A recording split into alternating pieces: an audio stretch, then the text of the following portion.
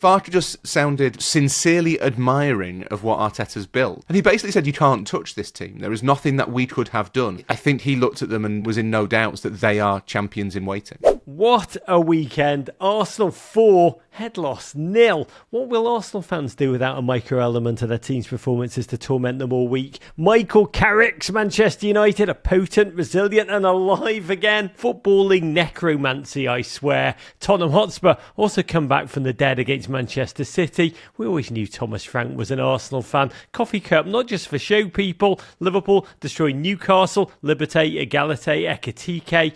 Poetic and human once again. All in all, for me, a very unsuccessful hate watch. And Everton, 97th minute equaliser, as GFOP Tyler McPherson tweeted, good, better, best. To make the madness make sense, it's a joy to welcome back the Nico Williams saves of words, the Crown Prince of Harrogate's Mr. Rory Smith. The Premier League is just really happy that January has finished. Dry January. Yeah, I mean, poof, we'll talk about that. But happy transfer deadline day, Ro. It's a quiet one. Barely a here we go. Yeah, a little bit of a hangover from the summer, I think. The Premier League sides, I don't want to say they've run out of money, but maybe they've got a little bit of, overhanging. Maybe we don't need to spend quite so much this time. It's been quiet. We've got a few hours left. I don't think it's going to get any louder. Austerity budgets all round. All in all, strange weekend, lots to get through, a lot of muttering going in. I'm old enough to remember when we said this is a weekend without a real heavyweight matchup, but I can't remember loving football more. The intrigue, the drama, the quality of the goal, really the drunkenness of the general script writing, Raw. So many games, teams booed off at half-time by their own fans and then stormed back. So many actually, Raw. I hate the booing of the fans. It's like I'm like old man shouts at clouds on that, but I'm starting to see a causal connection between the awful, cruel booing. Maybe it's actually helping. You mean it's keeping the players on their toes? It worked twice this weekend, Raw. If we don't score some goals, they'll boo us. Maybe it's a form of motivation. Yeah, I'm starting to love the thing I hate and deride, Raw. It can be the only logical explanation. It can't be the coaching and the quality. The players, can it? We will answer that question over and over and over today because it was ecstatic. It's hard to pick a game you love the most this weekend, Raw. Certainly, objectively, it's hard to pick a game I loved the most this weekend, Rog. There is one that I preferred above all the others, but I went to Leeds Arsenal, and that was extraordinary in lots of ways. Just the sheer power of Arsenal's performance, the way they kind of swatted Leeds aside as though they were children, was very impressive. Last-minute winners, comebacks that worked, comebacks that didn't work. A game at Tottenham that looked over and then wasn't. It was as though the Premier League's been storing all this energy up over the last few weeks of winter. Dry January, quite like that, might steal it, and just let it all out. Everything came out because, I don't know, because the team saw the first green shoots of spring. Yes, that can be also the only logical explanation. Premier League, let your freak flag fly. By the way, how we needed this madness of wonder in our life. But let's dive in. I do want to start with a toast, raising my third first Michelob Ultra of the day to all you incredible viewers, you GFOPs, great friends of the pod, really the most dedicated community.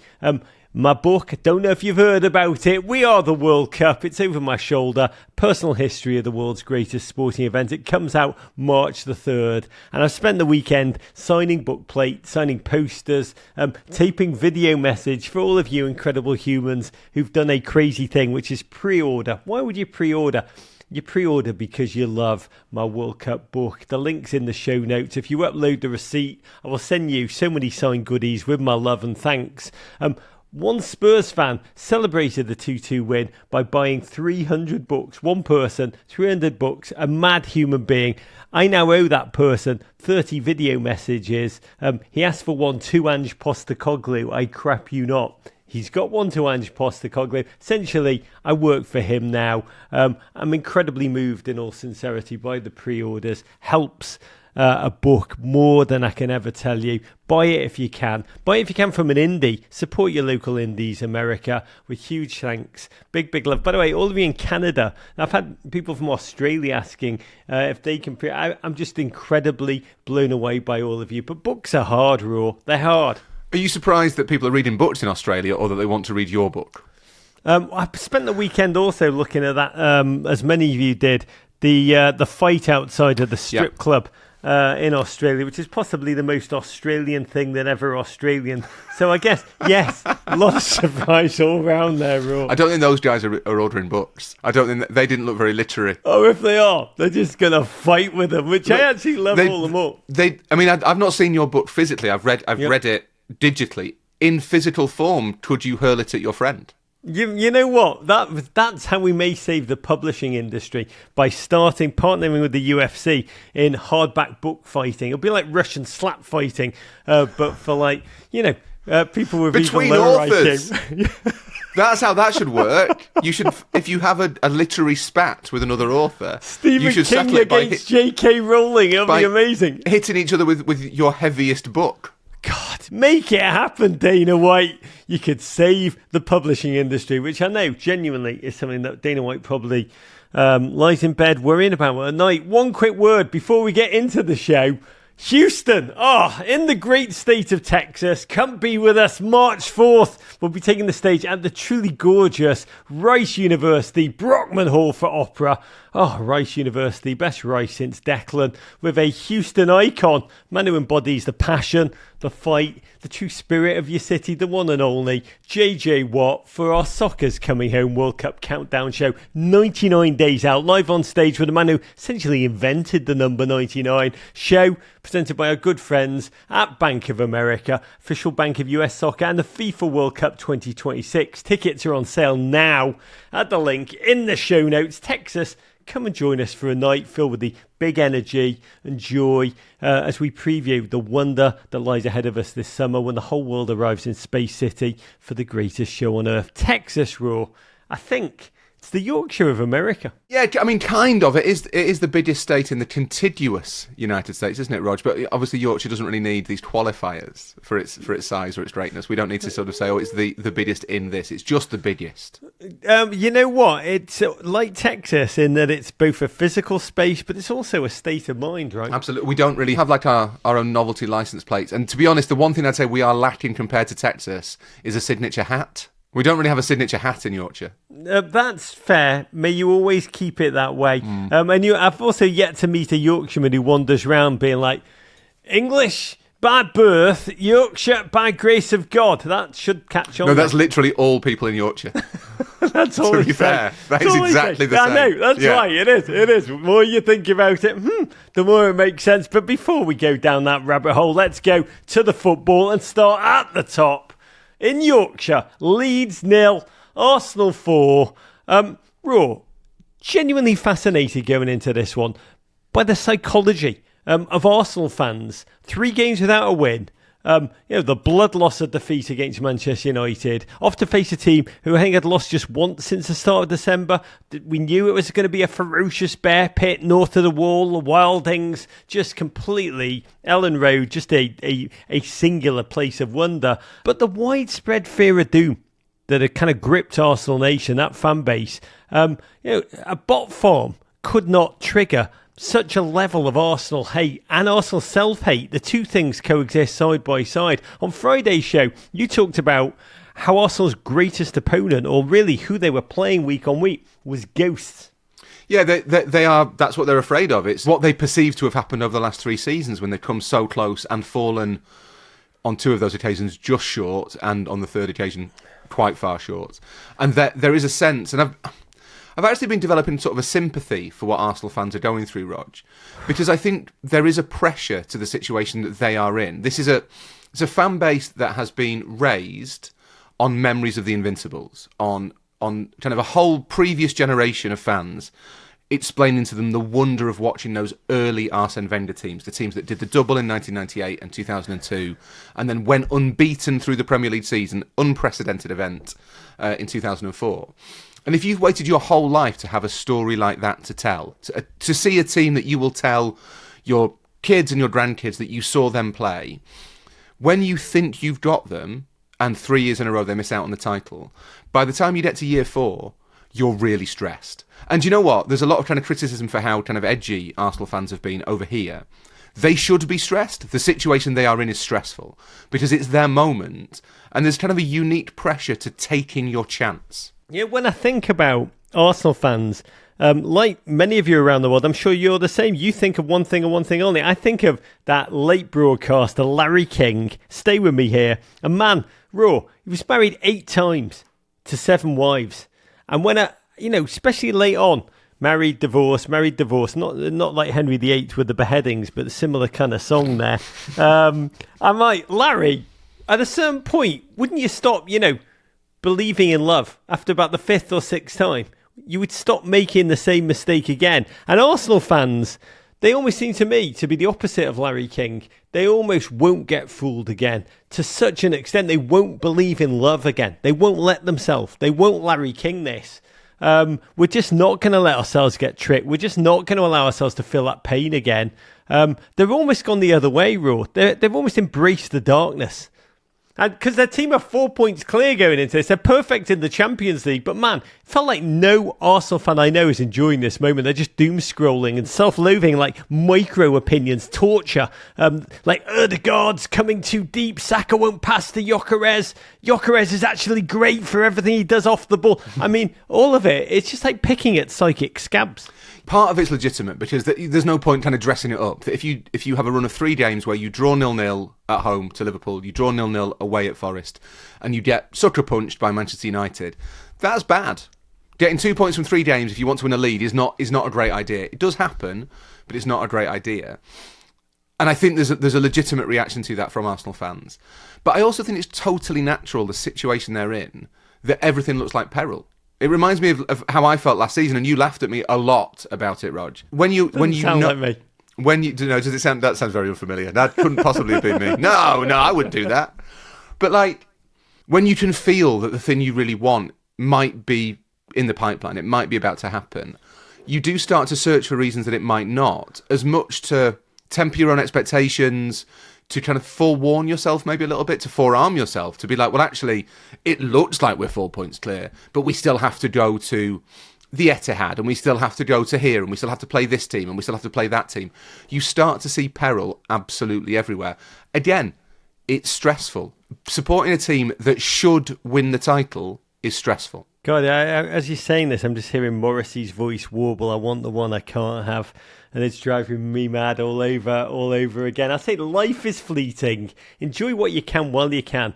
And this game really did boil down to what the great Bruce Lee, who just sounds now like to young people like a future Middlesbrough manager who's once an incredible martial artist, children.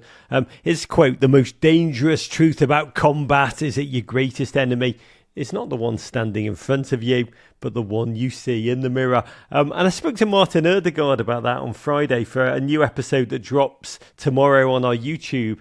I talked about how you crack that catch-22 of like, you can't win a title until you've won a title, and you know how to win a title, which is crazy. It just creates self-doubt and utter existential tension. He said Arteta's been preaching just have fun, just enjoy, just live in the moment motto, which is really hard to do. We discussed this on Friday's show because I can't think of anything that's actually less fun and less enjoyable than the modern football. And I will say the darkness seemed to swamp Arsenal a little bit ahead of this one. Their plane got lost in fog, had to go back, they had to coach there, like a storyline that was just kind of built in case things went belly up. Then Saka went down in the warm-ups with hip strain, depriving Arsenal of his threat and his corners. And this was all ultimately misdirection because Arsenal opened. Essentially, after settling down, they put Leeds in. It was like watching them put them in a vice in a workshop and just tighten it. It was like watching a boa constrictor just crush their prey into rapid circulatory arrest. They wrap their coils around Leeds, Rice flinging in long throw after long throw, just corner after corner to soften them up. And then 27th minute, corner recirculated, Saka's replacement Madueke summoned, an arrow of a cross, and Zubimendi nodded, power, sweet truth. Raw, you were there in that moment. It felt like, I don't know, it was like watching a toxic boil get lanced by a doctor. It's just like, it was like an exorcism. Yeah, all the air went out of Ellen Road at that stage. It was a strange opening part of the game. It was actually quite a strange first half, Rog, because nothing really happened. There were no chances. There was no real play. There were people running around on the pitch in front of me. There was a ball involved. But there wasn't, I don't remember thinking that was good, or I enjoyed that moment, or there was some danger there. And I do wonder whether that is one of the things about Arsenal that means people judge them slightly harshly, and that they're not a team that overawe you with their beauty. There's no point pretending they are, I don't think. The boa constrictor parallel is quite good. It's not a spectacular kill like a saber-toothed tiger or something. It's slow, it's devastatingly effective, and it's going to get you. It's going to get you, but it's not the sort of thing that you find awe-inspiring or kind of eye-catching. It just kind of happens over the course of, in this case, kind of 45 minutes. So yeah, the first goal comes out of nothing. There was no pressure before that particularly, other than that kind of attritional style that Arsenal have. And then all of a sudden there's one moment of quality, a brilliant cross from Madueke, a great run from Zubimendi. They're 1-0 up, and you could tell around Ellen Road that lots and lots of very boisterous Yorkshire folk thought, well, that's that then. Yeah, I'd asked you actually, I think like 20 minutes in, what's the highlight of the game? You texted me back, you said Leeds fans chanting all that money and...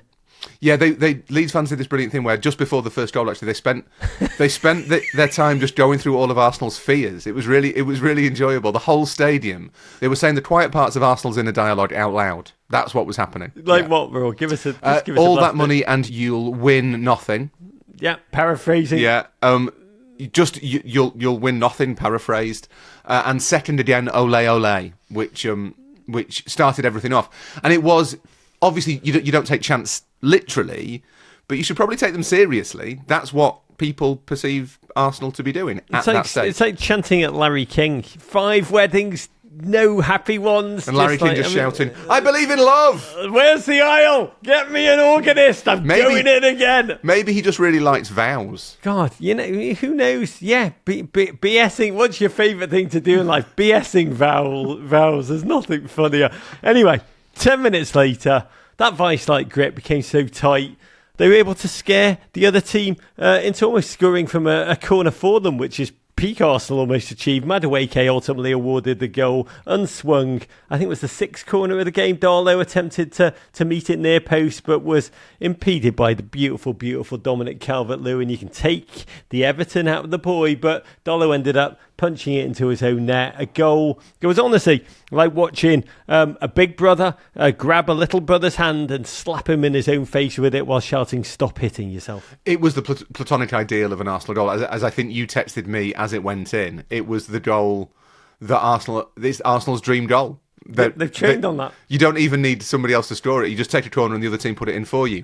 If I have to make a prediction, Rog, for the rest of the season, I think Arsenal's set-piece focus has moved from the battalion at the back to trying to whip it right in at that near post. I think that is a thing to watch. All the big lads doing their defensive line NFL-style moves are just now an utter complete decoy for one Olympico attempt after another, not by might, not by power, but by corners alone. Incredible 21 goals from corners this season. Rubberneckers go home, nothing to see here.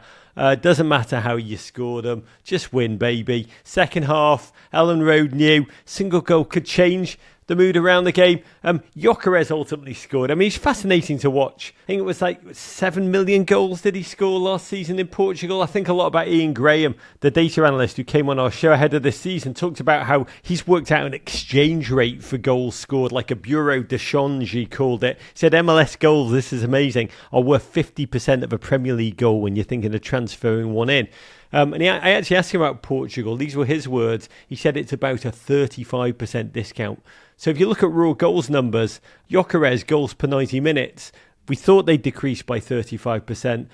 The way he's played has felt so much worse than that. And it was almost a huge relief for club and for player when Arsenal crafted a truly lovely collective third. Ødegaard just come on, quite brazenly stroked an outside of the boot pass to free Martinelli. Muscled struck, floated in an inviting ball for Gyökeres, who managed to prod it home despite, or maybe because of, he was being twerked on, I believe, by Jayden Bogle. It felt like a really lovely, quite big moment, Will. You're a nicer person than me, Rog. I thought it was a terrible goal. From a defensive point of view, it was genuinely pathetic. Leeds had been relatively obdurate until that point. And, the first goal, they're undone by a moment of quality. The second goal, there's a lot of bad luck kind of knocking about. That third goal is awful. Strike dives into a tackle he doesn't need to make. Martinelli gets all this time to put in this cross, which Joe Rodon, the other central defender, just decides not to head. And then Bodle completely forgets that he's meant to be stopping Gyökeres. I think Bodle thought Rodon was going to head it clear. You missed Darlow having the ball hit right at him. But yeah, then Darlow... Mercy letting it in. Darlow kind of falls away from it because he thinks this might hurt. It was I'm pleased Victor Gyökeres scored. I don't think anyone comes out of that situation well. I'm just rooting Šeško vibes. Just Šeško happiness one day for you, Victor. I can't stand the big signing, just the mockery, the derision. It really, really makes me ache. Gabriel Jesus scored his third goal in his last 4 games in Raw. I will say, immense restraint, not showing whatever beautiful piece of theology was undoubtedly on his T-shirt. Incredible stat. Jesus has never lost a game he scored in 64 games, 59 wins, 5 draws, 0 losses.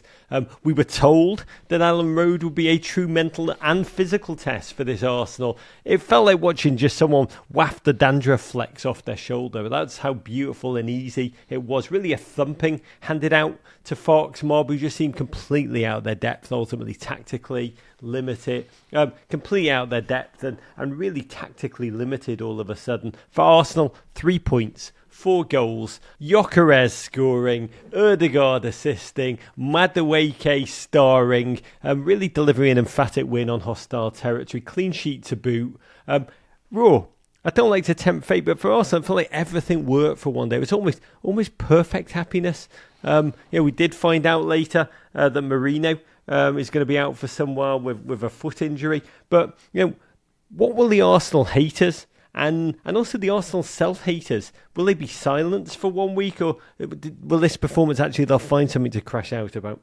No, I don't think you can pick any flaws in it. It was advertised as a mental and physical and psychological test for Arsenal, and they passed it in every which way. You can pick out the third goal. Leeds didn't cover themselves in glory, but by that stage the game was over. Arsenal had killed it, and they'd done it in a way that I think, listening to Daniel Farke afterwards, was really interesting. Does he kind of, in that situation, managers will sometimes try and not make excuses, but they'll kind of over-egg the pudding a little bit to make it sound as though they've run into an impossible to resist force. But Farke just sounded very sincerely admiring of what Arteta's built, and he was talking about what it's like to try and hurt Arsenal, and he basically said you can't do it. They can drop deep and squeeze space, they can press high and disrupt your rhythm, they can play compact, they can be narrow, they're perfectly happy to kind of get into one-on-one duels in wide areas. And his view seemed to be, you can't touch this team. There is nothing that we could have done. He didn't seem like he thought Leeds had played especially badly, and I think that's probably true, even though they'd maybe created half a chance. But I think, in Farke's mind, and I'm inclined to agree with him, to do that against this Arsenal team probably takes some doing. It takes a lot of effort, a lot of smarts, a lot of ability. I think he looked at them and was in no doubts that they are champions in waiting. And my mind just started to spiral when you said over egg your pudding. Went to some incredible places there. To second place, Manchester City. Talking about incredible places, they travelled to North London, to Tottenham.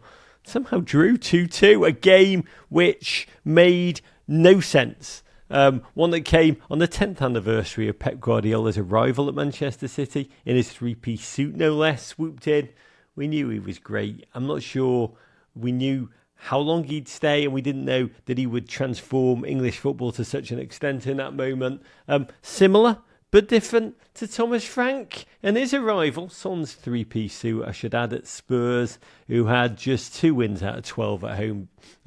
Their stadium, a palace, their form, that of paupers, contending honestly with challenges on every front. An injury list that could fill an entire series of the pit. Madison, Kulusevski, Kudus, Van der Ven, Bentancur, Bergval, Porro, Davis, Richarlison, Danso, Jed Spence, all out, and also with Manchester City, the one true challenger to Arsenal's title charge. Thomas Frank pre-game had to spend a lot of time answering journalist requests to respond to a sector of Spurs fans who wanted their team to lose to City in order to dent Arsenal's title chances. Modern football, Raw.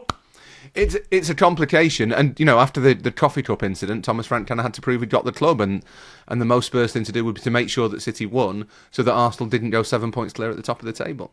Yeah, but the coffee doesn't drink itself. I mean, the game was sloppy at the outset, for it being honest. Spurs couldn't live with City's press. They were skittish. Honestly, they were worse than Bill Belichick's snub in the Hall of Fame. City sprang to life with ease. 11 minutes in, Basuma coughed up the ball in the middle of the park. Haaland pounced, fouled by Basuma on the way back. But Chucky just took possession, whipped the ball home with such ease, Raw. It felt weird because just all the air went out of that giant stadium. Honestly, felt like a goal that was scored at the beginning of fanless football. Thomas Frank, poor man, there was a shot of him in the moment just reeling away in utter agony. His team seemed so feeble. It all felt so lost. Felt like me getting into the octagon to UFC it up with Islam Makhachev. City toyed with Tottenham. They could have been 4 or 5 up before Semenyo pounced on some Tottenham self-sabotage. 4th goal in 5 games. The boos that met his finish, Raw, and the cheers that met his stumbling from his attempt at the celebratory head over heels gone wrong. Felt that moment that was all Spurs fans were going to have to cheer on the day. Yeah, it was a nice moment, though. I did enjoy it. Not because Antoine Semenyo failed to land it, but because it was a moment of actual good humour. So the Spurs fans cheered it in someone dropped something in a restaurant type way. And then Semenyo laughed. He laughed, and you could tell that actually the rival fans and the opposing player were sharing a moment that wasn't outright hostility. I thought it was really sweet. Yes, because Semenyo didn't fear them. Your team were toothless. We got this. I'll laugh out of charity and mercy and sadness for you. But I think it really helped Thomas Frank, because it meant that the boos were cut short. Because that could have been 60 seconds of pure booing, but instead you got a sort of snatch of booing, and then it was laughter, and they didn't come back to booing. So in a way, it drew the sting from the toxic atmosphere. I don't know where we are in booing right now. I thought we decided that booing actually helped inspire teams to come back. Because if they didn't boo then, Raw, they did like 60 seconds later at half-time, when it was Spurs fans who wanted City to win too. Spurs fans who didn't come to boo at their team off at half-time 0. I've got to applaud Spurs, because that boo, the fans' boo at half-time was just pitch perfect. It was low frequency. It was sustained collective harmonising, just no notes. They really have practiced that booing well, and it was state of the art. Do you think because of the amount of practice they've had, and also obviously Everton's move from Goodison, is that now the preeminent booing location in English football? I think it's state of the art. I do think it's the gold standard, which is what they probably imagined when they moved into the new stadium, what the acoustics could deliver. Do you want to say the architects doing loads of acoustic tests? Just what will it sound like when they've lost several home games in a row and the boo is at this level? How will that ring around the stadium? I did actually interview once the architect, and he went on about 25 minutes to me about the acoustics, and now I do wonder whether, genuinely, they work so hard, that team, on perfecting the acoustic capture in the bowl to make sure the sound stayed in and didn't go to the heavens, and I'm sure they never dreamt of the havoc that they've wrought on their own team. I think there's an AI app you can download that shows you what an architect's render might look like on a wet Wednesday in November, which I think is a really good idea, because obviously when you see the pictures of new buildings, it's always sunny and everything looks perfect.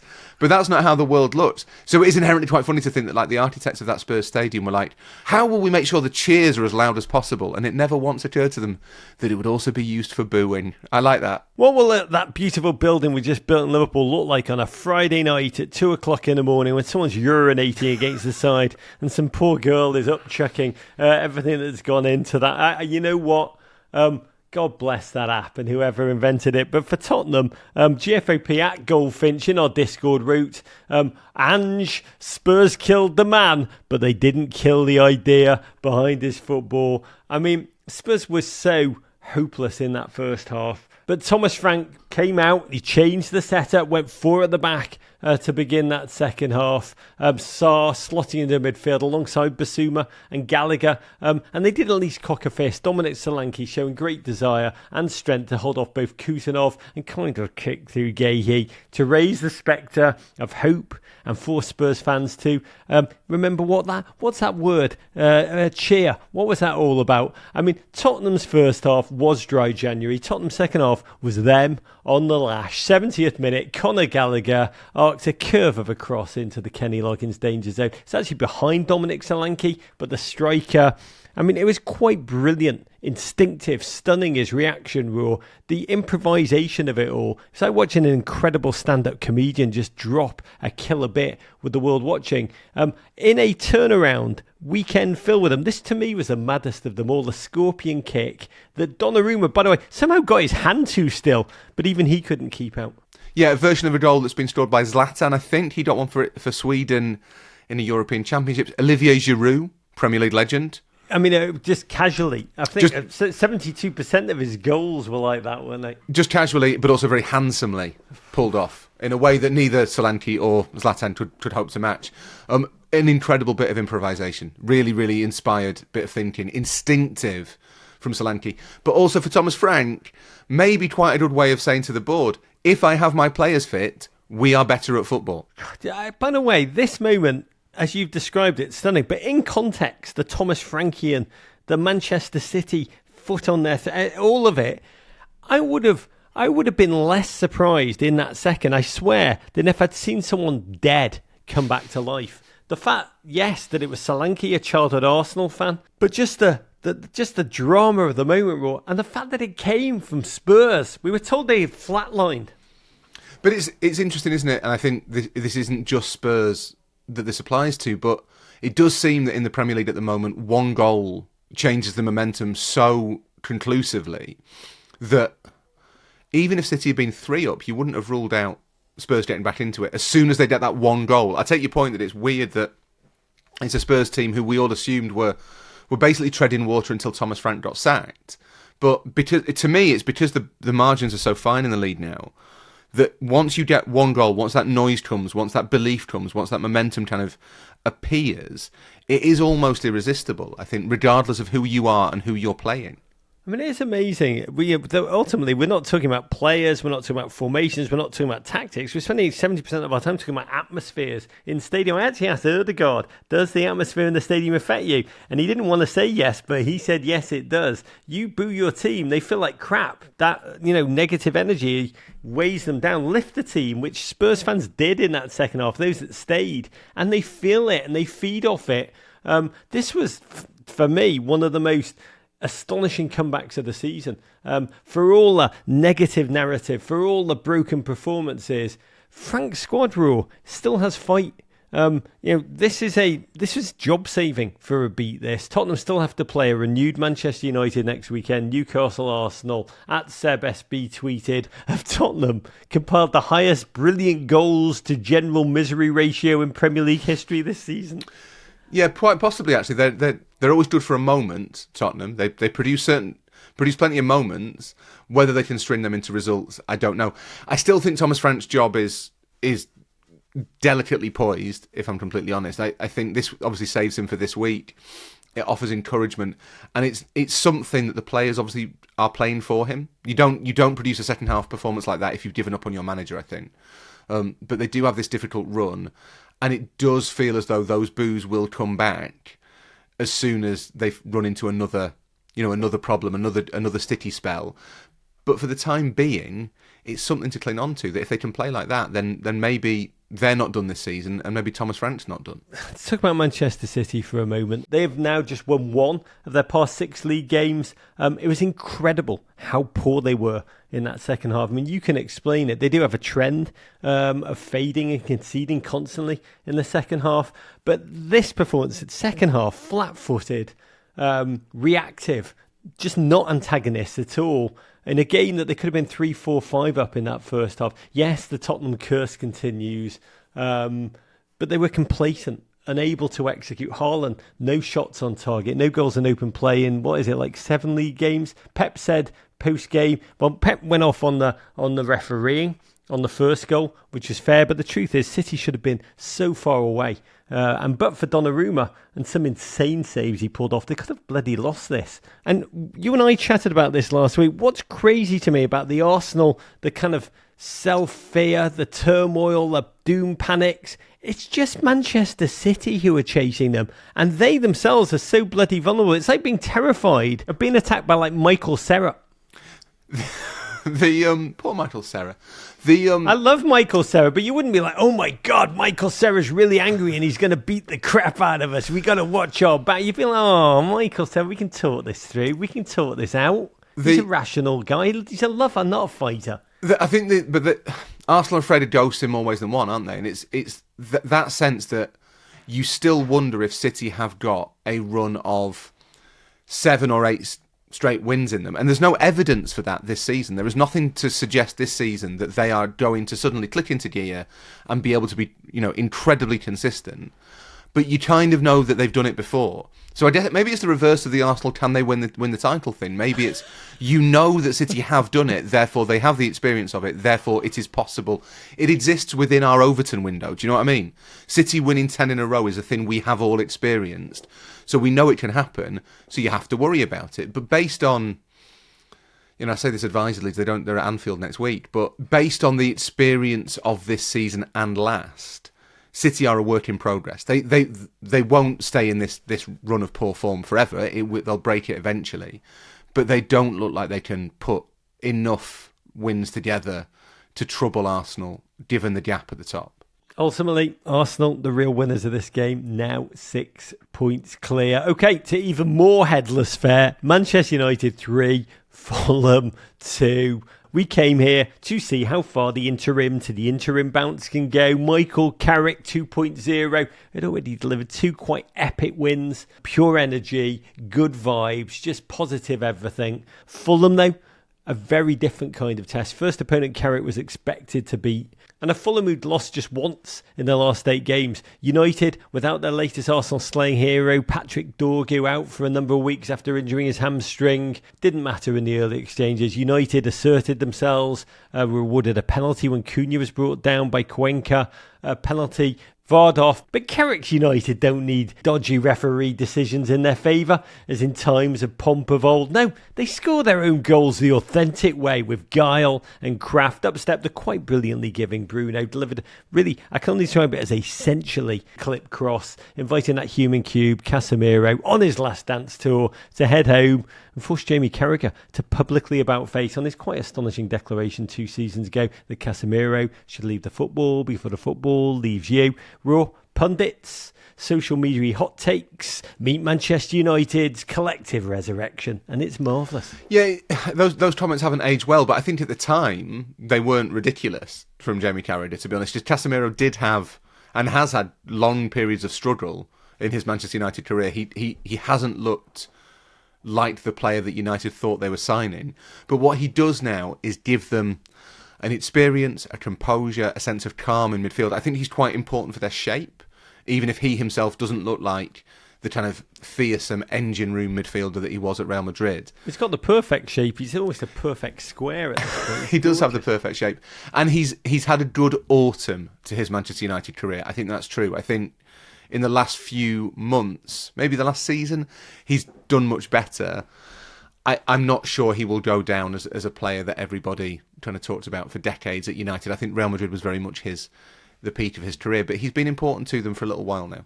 I'm only raising this because this resurrection is so unbelievably almost ineffable, and Casemiro's resurrection within that, wheels within wheels, is also deeply beautiful but almost as inexplicable.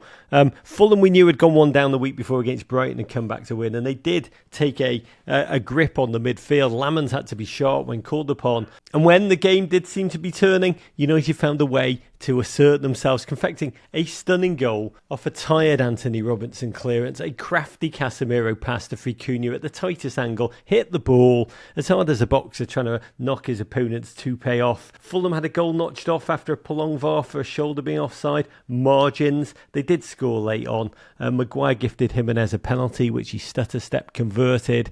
Stay with me here, because this was mad. 9 minutes of extra time. Game so nervy. For good reason, it seemed. 23-year-old Kevin picks up the ball, lashed home deliriously with the fearlessness of youth. A stunning moment as they Fulham addressed the cameras with just a cocky swagger. We've done it at Old Trafford. Felt like a bubble bursting a little bit on the Carrick Nations, but raw. In a weekend of wondrous footballing moments, 2 minutes 18 seconds after conceding, wilting really, United stepped up. It's almost like hearing Carrick be like, if you think that's a knife, this is a knife. Through Shesko, poor maligned Shesko, $99 million transfer, who'd been deemed by consensus a bit of a dud, received the ball, span round, finish no look, used the defender as a screen. The relief and joy of that moment, Raw. Cunha, Casemiro on the bench, subbed out. Even they didn't know how to look. They looked as confused, as shocked, as shattered as the rest of us. And it was football as just wonderful chaos. It's amazing, isn't it, the way the mood around a club can change so quickly. You know, it's not that long. It's, 3 weeks maybe at most since Michael Carrick replaced Amorim. In fact, replaced Darren Fletcher as the as interim manager. 3 weeks since it seemed as though United were destined to kind of waste another season, caught in a holding pattern, trying to get through till May and then start again. And in 3 games, they've kind of shown everything you'd want. They were superb tactically against Manchester City. They showed incredible grit against Arsenal. And now they played well against Fulham, then played very poorly, threw it away, and suddenly found a way to snatch it at the last. It's the sort of thing that gives a team belief. And that is really important. I think that's really important, that you believe that at the end, there's going to be a goal in injury time and you're going to score it. That's a good thing to think. There was a beautiful shot of Sir Alex Ferguson in that second. He also was gobsmacked. Like if only late at Old Trafford Manchester United wins had a name, Raw.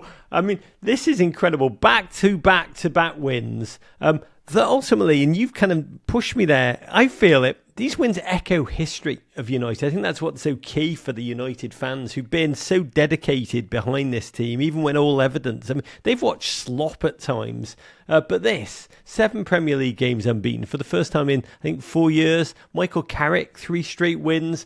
4th place now. He said post-game, not getting carried away. Been in this game a long time. Don't take anything for granted. But Raw, this was a United win.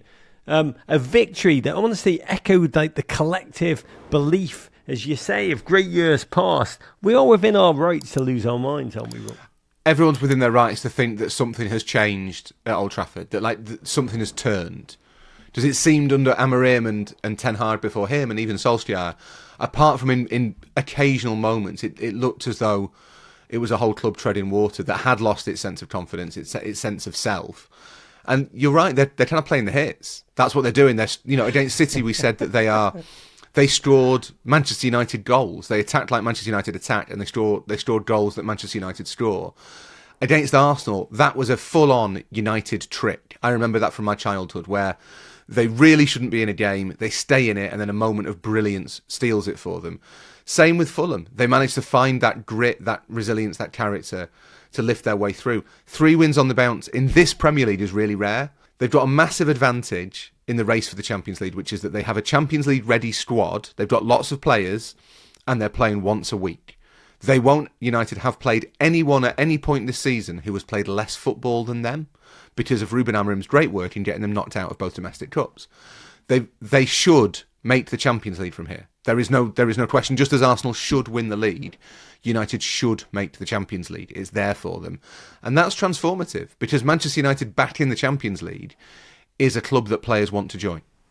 God, can I just say, talking about players want to join, God bless Shesko. I'm so happy for him. He'd come on and almost instantly headed the ball against the bar, and in agony lifted up his shirt to his face, and you saw tattooed on his stomach he has the phrase God's plan. And I do hate big money signings who just do not deliver. Just their human agony really affects me. And seeing that, you don't put God's plan on your stomach unless you are suffering in moments. To see him deliver, it was humanly magnificent. To more, and for United fans, I'll just say, haircut booking incoming. ? To your defending champions, Liverpool Football Club 4, Newcastle United won in the Alexander Isak Memorial Derby. Reminder, Liverpool won the battle, that battle being a transfer one for 172 million. Kind of lost the war. The Reds hadn't won a Premier League game in 2026 because all we care about is calendar years, right? We're actually winless in 5 for the first time since, I think, the Neolithic age. This was always going to be a grudge game with a simmering undertone. Early exchanges were spicy. A lot of tackles, a lot of elbows, everything flying in, mostly in and around the vicinity of Anthony Gordon, who I will say his decision-making in the first 20 minutes was pretty much up there, like his decision-making evidently in the barber's chair. Liverpool's best chance came when Szoboszlai sprung, beautiful Mo Salah in behind Trippier. He had a half-field charge in on goal, but was run down like a tired unk as he tried to cut inside. Liverpool's midfield looked a little brittle, little player throughable in the early exchanges, and on the counter, Kane to pass, Anthony Gordon played through 15 yards out, and he drove through Kirkes. I'm pretty sure the ball brushed his ball bag on the way through, should have counted double. Raw, no celebration from Anthony Gordon. A Liverpool fan as a child, was in their academy until he was released age 11. Is there some kind of new rule in football, Raw, that you don't celebrate against a team you want desperately to move to? Possibly. When I saw it, I did wonder whether there was a little bit of, let's not create any bad memories, just in case I end up coming back here a little bit more regularly. But also, I wasn't sure whether if it was a no celebration, or if the celebration itself was the no celebration, which are different things. You mean like he was trying to be Anthony Gordon?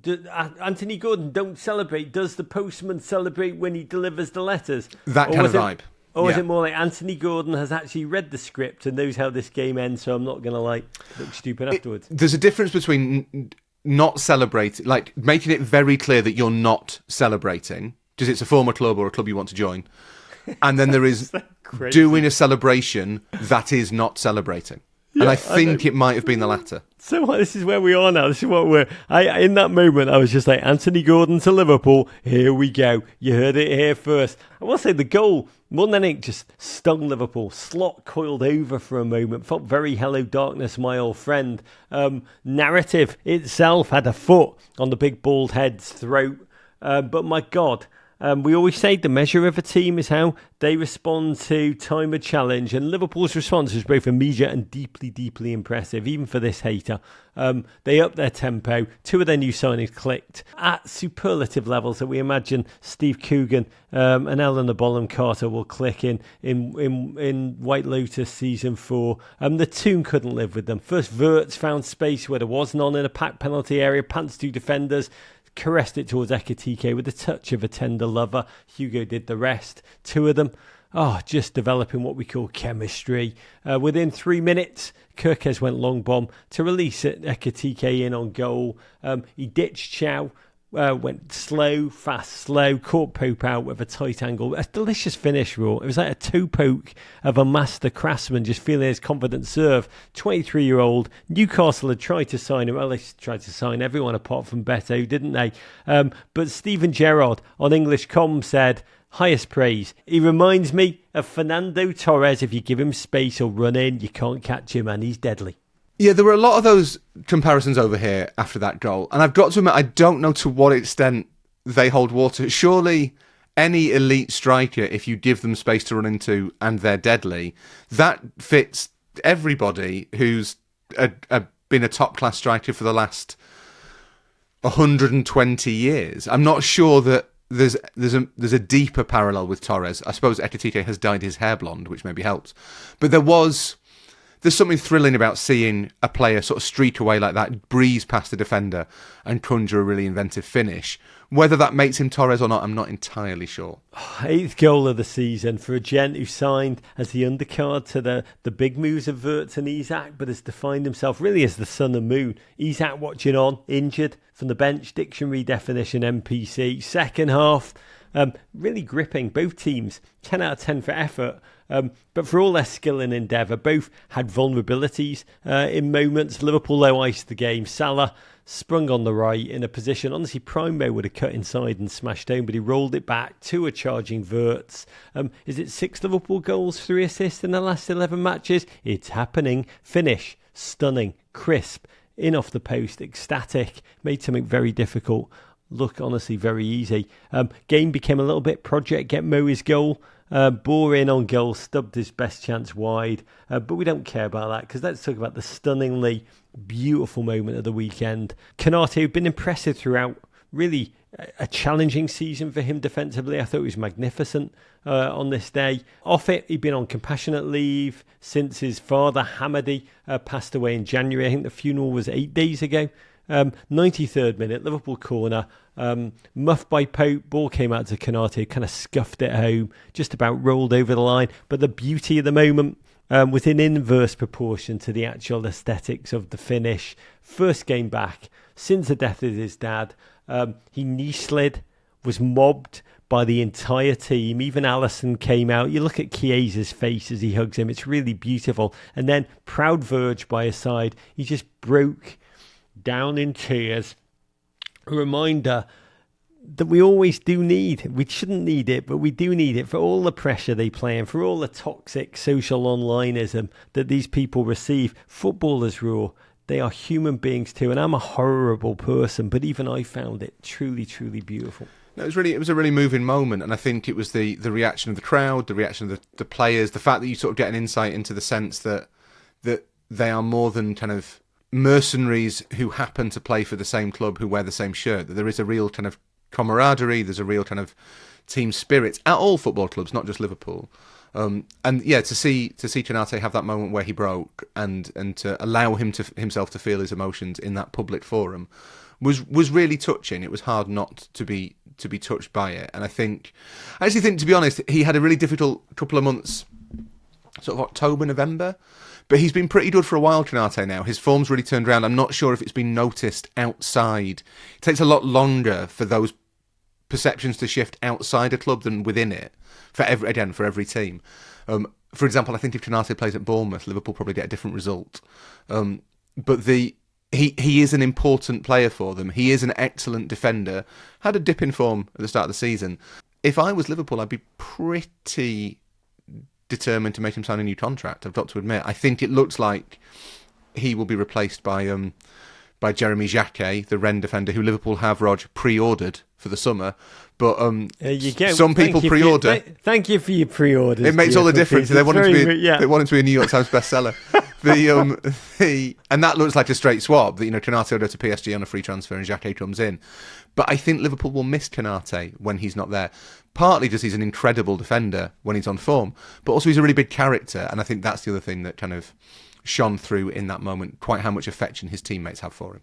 Yeah, and Liverpool win for the first time in 2026. Ekitike and Vert shone. Konate's poignant, emotional showing, I think, will long live in the memory, capping off that terrific performance. First league win in 6 games, ecstatic Anfield once again, a place to commune and worship. That's what it felt like again, make memories again, even if it was just for one night, which begs the question, well, how much should we read into this? We've seen Liverpool play at lumbering pace of late. We've seen Wirtz, struggle early in the season. We've seen the Reds unable to control games. The opposite occurred on Saturday. But next week, Liverpool play Manchester City. Where are you between understanding this was just like a great one-off and declaring that something wonderful is cooking in Arne Slot's kitchen again? I don't think it's the second one, Rog, to be honest. I think they've still got 3 really difficult games this month. I mean, and this is a team that's made every game look difficult for quite some time. City at home, then Sunderland and Forest away. So I don't expect them to be... I don't think they're about to turn a corner. I don't think this was the, from the 41st minute of the game against Newcastle, that was suddenly Liverpool thinking, oh yeah, this is what we're meant to do. I think they will have ups and downs for the rest of the season, and I think they will miss out on the Champions League. That is how I would see it as things stand. But are you just speaking out your worst no, expectations I think to manage the pain, or do you really feel it? No, logically, I think that is the likeliest conclusion. United, as I said before, are playing once a week. They should make it. Villa and City, you could maybe see one of them slipping down a little bit. So I'm not saying the race is over, but Chelsea have got a bit of momentum behind them now under Liam Rosenior. United are going well. So Liverpool have a genuine problem to qualify for the Champions League.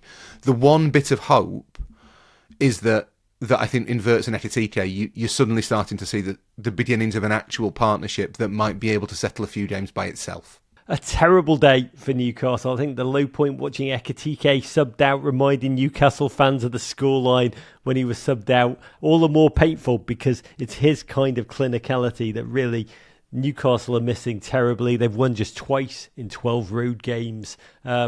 And have not won at Anfield for over 30 years, which is astonishing. Another barnstorming game. Chelsea 3, West Ham 2. Chelsea coming in off the swagger of a 3-2 win at Napoli midweek. Liam Rosenior, the bespectacled Aura King, had won 5 of his last 6, made 5 changes from that game. His team subsequently just lacked complete chemistry in the opening exchanges. And West Ham, relegation zoned, but still showing signs of life. I think they'd won 3 straight, just were walking on sunshine in that first half. Scored from a chasse from Jared Bowen. By the way, when Olivia Dean won the Grammy last night, we posted that she's a massive hammer. And at SSNIT or does wrote, Man I Need was actually written about Jared Bowen. Lots of people don't know that. Wan-Bissaka then burned down the right, pulled back for Somerville to net his 4th goal in January. By the way, Garnacho not tracking back on either goal. 2-0 lead, felt like just bubble-filled delirium. But for Chelsea, I was shocked in that second. I mean, Rosenior's got this team on an incredible winning run, but the mood raw. I mean, Stamford Bridge felt seething. There's so much unhappiness, we have to say, about the speculative approach to ownership that the owners have in the way they run the club. Fans booed their team off at half-time. I think in the NBC studio, Lee Dixon called Chelsea shambolic. Robert Sanchez had to tell Chelsea fans to relax as he walked to the locker room. It felt mutinous in that moment. It kind of cold caught me, to be candid. But you've been saying this for a while, haven't you, Rog, that it feels as though whatever Rosenior does, it's going to take a long time before he's out of the phase where he needs to win everybody over. And I think to his credit, he really recognises that. Said that. He knows, he will know, and the players will know, that at the first real sign of doubt, there's a lot of people who are ready to turn. That they just don't feel as though they trust this. To be honest, I think it's partly his kind of, the way he presents is something that English football will have to get used to. But also it's the fact that he's been appointed from their sister club, Strasbourg, by an ownership group who a lot of Chelsea fans don't trust. And they don't like the way they're running that club as a business. Yeah, I mean, there are unexpected leaders there, like Joan of Arc. How old was she? 13, 14. But at a certain point, the French soldiers were like, all right, we're in. We're doing this. She can do a 3-4-2-1. It's fine. Let's give her... Yeah. Do you think the French were just like, sort of constantly like, but she's just 13, 14. At a certain point... You have only been leading armies in the French First Division. You cannot compete here, you know. Ligue 1. It is a farmers league. Farmers league. By the way, God bless. I want to get back to Rosenior, but he did ring in the changes. Half-time triple sub. Brought on João Pedro, Cucurella, Fofana against a West Ham backline that had not kept a clean sheet since August, and it all worked. 57th minute, João Pedro went go gadget. The header, I love this goal. So deft, so intelligent, went right back across goal from an acute angle. To think about it is one thing so quickly, but to actually execute it, another entirely. 5 in 5 for him. Chelsea kept coming. 70th minute, chaos. Liam Delap's header crashed against the bar. It was Mark Cucurella. Tiny Mark swooped into play hero, dove in low, headed home, sprinted back to the centre circle. We're here to win this, lads. You almost heard him say 2-2. And Liam Rosenior, you can almost imagine him shouting.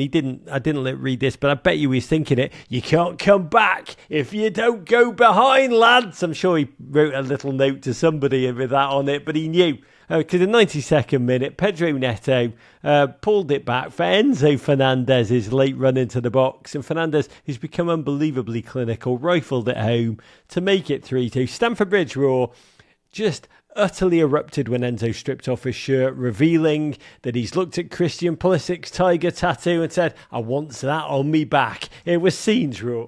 Yeah, given the contrast as well, from where Stamford Bridge had been at half-time to how it felt at full-time, it's extraordinary. I suppose it helps that it's only West Ham, and it also helps that you can throw on players of the quality that Chelsea did. But just as for Man United, it's a moment that kind of engenders belief. Another moment that probably engendered slightly less belief. beef on the streets in the few seconds that remained. Cucurella and Adama Traore got involved in some super Iberian grapple, all kicked off at the end. Just a totally frustrated West Ham. Just got the collective red mist about them. If you've not seen it, don't watch it, but João Pedro's face when he realises he's squared up to Adama Traore is just deeply, deeply human. Ultimately, West Ham reduced to 10. I will say, watching Adama Traore throw Cucurella aside, a grown man, as if he was a used tissue, should have been worth at least a point, no? Adama Traore seems to have got bigger. And I didn't think that was possible, but he was already the biggest footballer, and now he is bigger. Yeah, no limits, it says on the Adama Traore gym wall. When that final whistle went, half-time boos transformed into utter joy, raucous joy. First time in Premier League history. Chelsea have come back from 2 goals down at half-time to win. They finished the weekend in 5th place. I do want to ask you about Liam Rossini. Of course I do, Raw. Watching him leap up when those goals went in, celebrating with his assistants was really lovely. We've seen managers out of depth in the Premier League this season. Ange Postecoglou at Nottingham Forest, Thomas Frank at Spurs. We did expect that Rossini would be somewhat similar, but he is fascinating. You've hinted at this. He is a different kind of football personality. Yes, he's young. Yes, he's inexperienced, but he's self-effacing. He's self-aware. At times, he's self-mocking. We don't see managers do this a lot. Jacob Steinberg wrote in The Guardian, is Rossini a lucky manager or a tactical genius? Chelsea's head coach has 6 wins from 7 games, but few have been convincing. The recoveries are becoming a theme. Raw, where are we? Is there any part of you wondering if the Chelsea front office knew what they were doing in appointing this raw, young, ambitious gent, and that we football masses know nothing? Or are we still like, we only know his true level when he's experienced a surprise loss of that media pile-on in shoes? Is there any part of you that thinks, bloody hell, maybe he is a natural? No, I think you can tell he's a good coach. I mean, there was never any doubt that he's a good coach. It's whether he could translate that not so much to the egos in the Chelsea dressing room, but to the environment that he has to operate in at Chelsea, to whether he could stand up to or stand up in that kind of overly scrutinised, utterly saturated ecosystem. I think it's really hard not to look at his first 7 games and say, okay, apart from losing 1 game to Arsenal, which is completely legitimate, yeah, they haven't been great, but most teams in the Premier League are not dominating games now.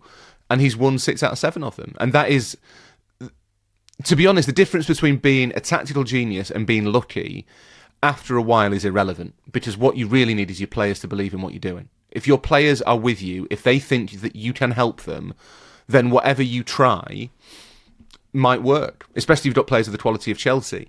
So every win that he kind of adds to his tally gives him those credentials that he needs to survive. And there will come a point, and relatively soon, if he keeps winning, where it doesn't matter whether he started off being lucky or started off being brilliant, as it'll all get him to the same place. God bless. It is one of the most remarkable stories of the season. For West Ham, Nuno Espirito Santo insisted they can stay up. 6 points behind, 17th place Nottingham Forest. They lost Lucas Paqueta. What a strange legacy. Went to Flamengo for 50 million. That Brazilian has skill-soaked, creative, joyous, obviously controversial. His legacy probably captured by the fact that he kissed his badge 6 months ago and did the weird, don't listen to rumours about me leaving. Was it just a couple of months ago? And has now, checks notes, left. Raw, if we can't read too much into player sellies, what life truths do we have to cling to? You have to look at what the managers are wearing. Yeah, that's all we got. The next thing. That's all that's left. That's all that's helping us cling on to sanity, people. Yeah. Stay with me here as we plumb into Aston Villa 0. Oh no, Brentford 1. Aston Villa taking a week off. Week on approach to announcing themselves as true title challengers. This was very much a week off. Somehow conspiring to lose to 10-man Brentford. Utara smashing home with an exclamation point. It was Villa who managed all the shots in this one. I think they had like 27, but were so woefully unclinical. Second half, returning hero Tammy Abraham thought he made an instant impact.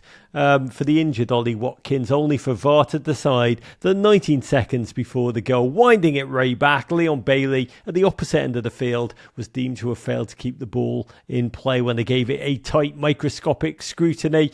They said the ball was out, quote, within the attacking possession phase, APP. Raw, was Villa screwed? No, the ball went out. The ball very obviously went out. And the assistant referee should have seen it, Rog, to be honest. I think it's unfortunate, and if you were a Villa fan, you'd be furious, but the ball is out of play. It was a throw-in. Leave it to Villa to lose to Brentford 3 times in the season. Their squad now so thin, even Harvey Elliott's getting minutes. That's what it's come to. Huge respect to the quite tenacious Bees. First ever win at Villa Park. 1 goal off just 2 shots on target, down to 10 men. Raw, title-chasing Villa wobble. They've lost to Everton and Brentford, 2 successive home defeats for the first time in 2 years. A wilt. I mean, I would say perhaps the greatest compliment to what Unai Emery and his thinning squad have achieved is their dip. And it is a dip. Has not led to any kind of massacre in the tabloid media the same way it would if it was, say, Arsenal or Liverpool. Yeah, and there's an awareness, I think, that Villa are punching above their weight and that they have been more consistent than probably 5 of the traditional big 6. They're now a point behind City, but given the difference in resources, that in itself is amazing. But there are plenty of crises to choose from at Chelsea, at United, at Liverpool, at Tottenham. You don't need to add Villa being 3rd to one of them. But that said, I think Unai Emery will be really annoyed, because if they beat Everton and Brentford at home, which are 2 games they should win, they are a point behind Arsenal. And that is Arsenal against Villa in an actual title race, and I think that ship has probably sailed now. Yeah, I love your theory that even the tabloids have a bandwidth for the crisis mongering. Too many crises. Yeah, not everyone can be involved in our crises in other games. Nottingham Forest won. Oh, Crystal Palace won. Premier League's new weird spike game. We talked about that on Friday in our preview. Forest, of course, took Crystal Palace's place in the Europa League after the Eagles were cruelly demoted to the Conference League, which has kind of led to this tailspin of darkness and building a really septic feud, which was expressed in this quite feisty game. Forest opened the scoring, but were then down to 10 men when Nico Williams went full Luis Suarez, saving a goal-bound shot by diving full stretch to palm the ball wide, getting sent off despite writhing on the floor, trying to make it seem like the ball had hit him in the face, which was raw. Just an astonishing collision of in the second decision making and thespian chops that I didn't know Nico had. But if I'm Chalamet, and I know he's a football fan, he will have been watching this and thinking, my God, I was so close to getting the Oscar, but Nico's done me. This kid's got something. This kid's got something. I'm always slightly surprised, Rog, that players don't do that more. Don't instinctively stick a hand out on the line. I think it must be they're so trained, they're ingrained. It must be so tempting. God, if you've watched Jay Kelly, it was genuinely watching Nico Williams act here. It was just like the Clooney audition scene. I know you know, if you know. Palace had all the ball but couldn't score other than Sarr scoring the resulting spot kick because, well, they're in this strange striker purgatory waiting for Mateta to leave and Strand Larsen to arrive. Their winless run extends to 9 games. Forest are now 6 points clear of West Ham in 18th. Wolves, talking about the relegation zone, 0. Bournemouth 2. All hail you Golden War cherries. I will say Krupi has been one of the sleeper stars of the season. 19 years old. Look at this goal if you're not seeing it. Flicking and volleying home. 8th of the season in just 10 starts. Alex Scott scored late to ensure Bournemouth held on to just their 2nd away win of the season. 2nd straight win in the league, lifting them from, I'm old enough to remember 3 weeks ago when they were worried about a relegation fight. They become European place challengers again, Raw. This mood swing of 2 weeks, that to me captures this season's Premier League. That 1 minute you fear death and the next you're like, oh my God, we're going to cities that are only known to arms dealers and narcotics entrepreneurs. Yeah, but I don't know whether it's because the league itself is volatile or because our reactions to everything is so volatile. That's the... Can 2 things be true? Maybe it's both, Rog. Maybe it's both. Yeah, what me? Hyperbolic and volatile. Raw. Wolves, 17 points from safety. Richard Osman tweeted, if Wolves and West Ham go down next season, it will be the first in 137 years in which there are no clubs beginning with the letter W in the top flight. He is underestimating West Brom's ability to recover from what has been a largely dreadful season and get promoted. To me, I heard that and I'm like, that's Wrexham's music.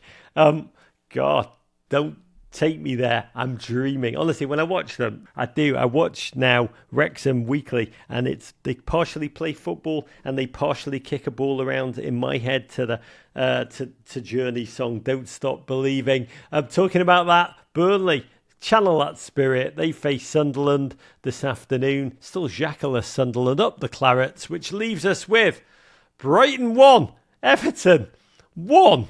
Did you watch this, Ro? I did not. It was one of those games that was not on television in England, but you had quite the dramatic denouement, Rog. Yeah, I mean, God, it was not on television, probably because your equivalent of the Surgeon General said, this has a health warning. It was not the greatest game I've ever watched. It was the crisis of confidence classic out. Brighton, just 1 win in 10. Everton, 2 wins in their last 8 Premier League games.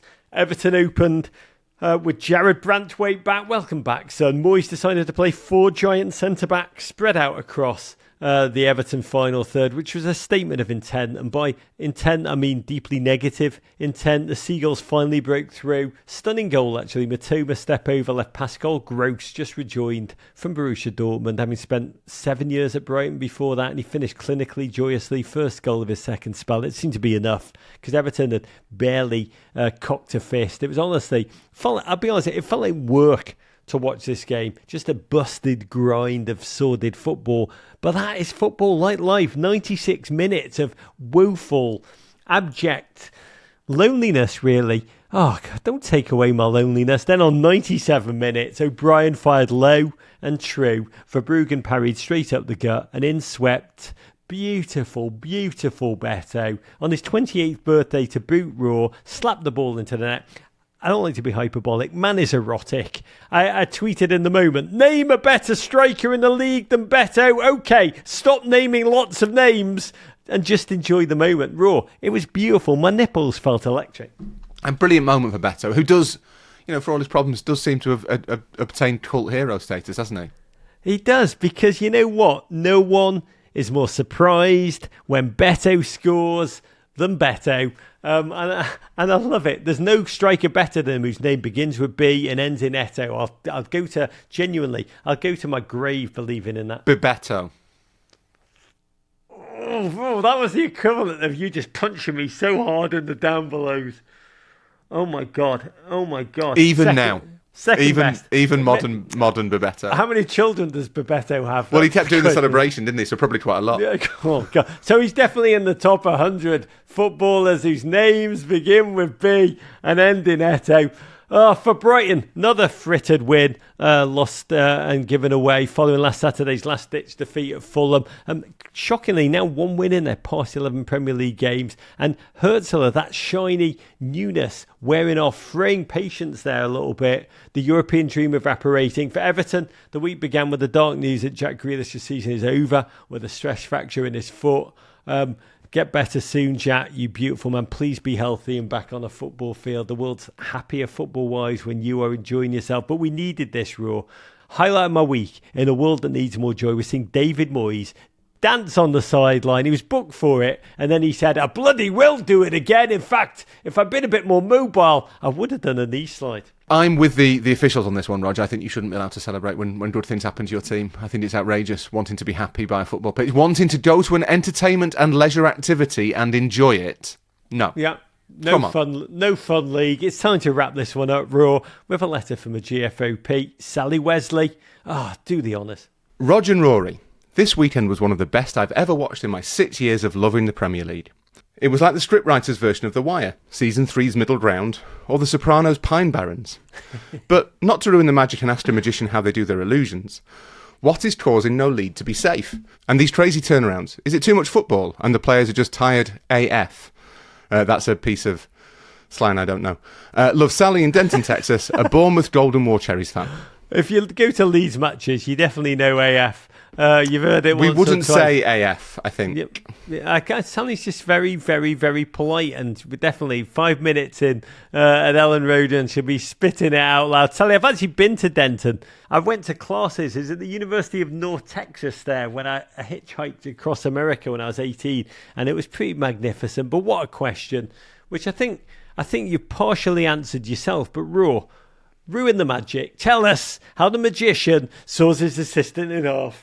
Do you know what? I think it might almost be the opposite. I think it's the fact that the players are so fit and that all the teams have got 5 substitutes, which means that late on in a game, as long as it's kind of in the balance, a manager can roll the dice, throw on attacking players of immense quality, and yet maybe take advantage of the opposition tiring just a little bit. I think that's why Anthony Gordon actually said this last week, that he said that Premier League games kind of increasingly resemble basketball games in the sense that they're very athletic, it's end-to-end, all that stuff. I think they increasingly resemble basketball games in that you kind of only need to watch the last 10 minutes. That, I think, is the better parallel, because for the most part, the games are pretty close until relatively late on. And then in those last few minutes, everything can change. Look at United and Fulham, where Fulham are 2-0 down, haul it back, and then still find time to lose it. That it's a combination of fitness, quality of player, and the number of substitutes you can make, I think. Such a fascinating point, though, Raw. Would I have enjoyed Everton's game more or less if I'd just tuned in for the 97th minute? Do I not have to sit through the 96 minutes of agony, self-hate, just general doom-laden despair to truly appreciate that one moment of the money shot? I think the glory of football is that you have to watch all of it just in case it doesn't work out like that. That's what I would say. And I'm being slightly glib about basketball, and I don't mean to be. But most basketball games are still pretty close in the last 10 minutes. You know, there's a few straws in it. Whereas football, it can be over within 15, effectively. You know, some of those teams who've kind of marched the Premier League titles will be 3-0 up after 20 minutes.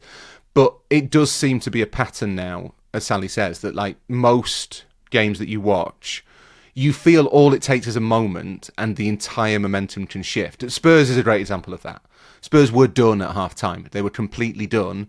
They have one chance through Destiny Udogie, and then they have another, and then they score through Solanke, and all of a sudden the whole place feels different. It's like you are watching a different football match, and that is happening a lot at the moment. NBTE, never boo too early. I think it's fascinating, really. I mean, there's a lot of reasons you've hit, but it is the amount of money in the Premier League that means that even mid-table teams, it is unprecedented, have talent. The talent that they have. Also the depth to be able to change things off the bench. Even, you look at Bournemouth, who they bring on. There is also the exhausting amount of football that the big teams play. You hit Manchester United are not playing in Europe. So, it's a bit of a leveller on the truly great teams. Watching City have to play Kuzanov and Elaine at times at centre-backs because of injuries as a result. We've talked about how the teams just don't have enough time to tactically prepare other than duels, as they used to. Even Palace, by the way, have had like 14 games since December, which is insane. But above all, to me, the biggest change, Raw, in the Premier League in the past like 6-7 years has been the coaching. English coach, Premier League used to stubbornly, great coaches didn't come. We stubbornly, the mid-table team stubbornly stayed on with the Allardyces and the Deitches and all that kind of stuff. But we talked up top about how this is 10 years of Pep, watching him come in, transforming football, being a pathfinder for other great coaches. He almost gave great coaches to pour in. And we have Iraola, Glasner, Marco Silva, Régis Lebris, the returning Unai Emery, men who can make deeply intense tactical adjustments in the midst of a game and just totally flip it on its head. We didn't have that 10, 15 years ago across the whole league. And to me, that's what's changed it. The league began with big money. Then there was the era of the big players. Now we've got these big brains that can just change everything. It's they more than anything who are like the David Simon, the David Chase, the JJ Abrams of the Premier League. That managerial big brain in the bottle.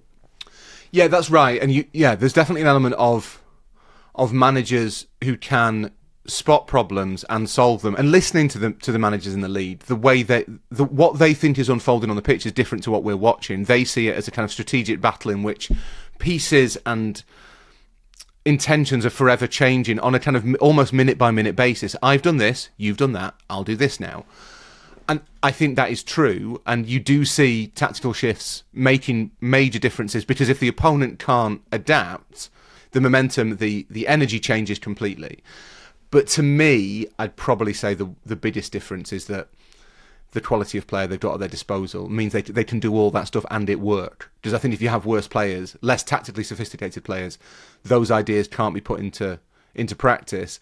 And without sounding a little bit sort of cynical, Rog, I'd say being able to throw five extra players on during the course of the game helps as well. Especially when one of those players begins with a B and ends in Eto.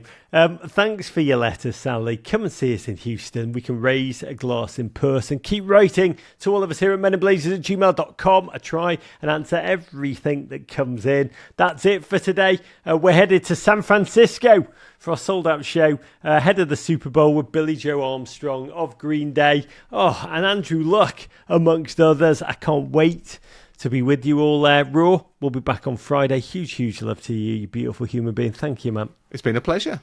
This is Rod saying, let's not take a second of watching football together for granted and courage.